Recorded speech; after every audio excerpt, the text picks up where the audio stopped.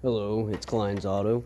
I am new to YouTube, but I'm gonna see if I can teach you some guys some things.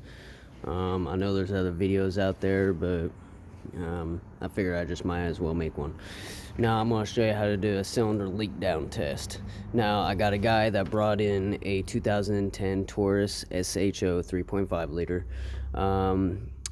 He said he was driving it, then all of a sudden it started acting real funny. He started blowing white smoke out the clear back. Now I indicated that maybe it could be a head gasket or it could be piston rings. So what I did was I did a compression test first. Now on cylinder 1 I got 152 psi, 154 on the second cylinder, 151 on the third cylinder, 0 on the fourth, and 0 on the fifth, and the sixth I got 151 psi. Now on newer making models, anywhere from 120 to 150 psi range is good. Now when you check the compression for each cylinder, you want to make sure that all your psi's are at least close to the same. So now I'm going to show you how to do this. Now when you buy a gauge, you can get this AutoZone, O'Reilly's, wherever that you want to get one, or you can just buy one. I bought this one for like 50 bucks. They're cheap, but it still works. Now I don't have it hooked up just yet, but what you want to do first is you want to put air inside this tester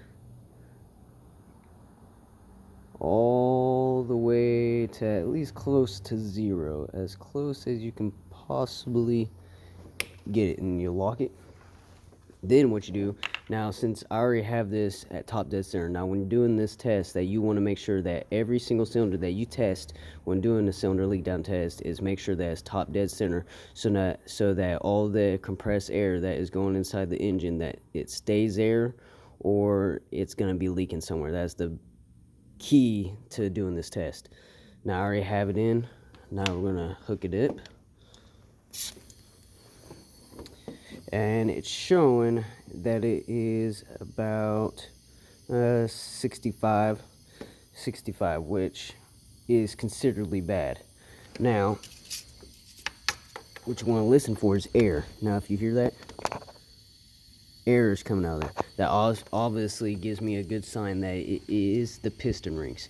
Now if you hear it coming out of here, excuse me for a second. Now if you hear it coming out of the intake, you obviously have bad intakes.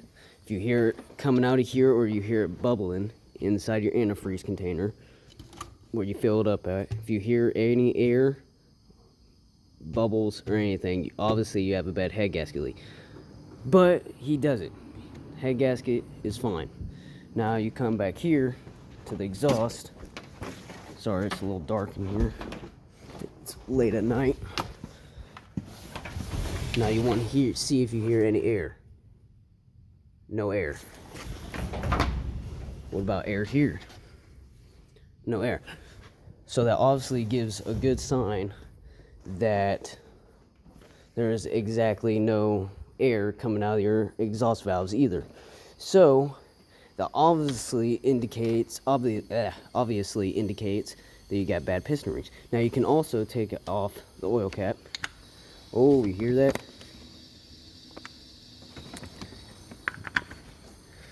My guess is he didn't just blow his piston rings, he has broken piston rings.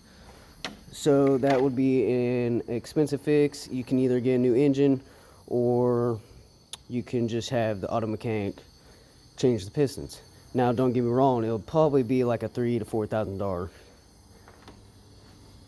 $4,000 money.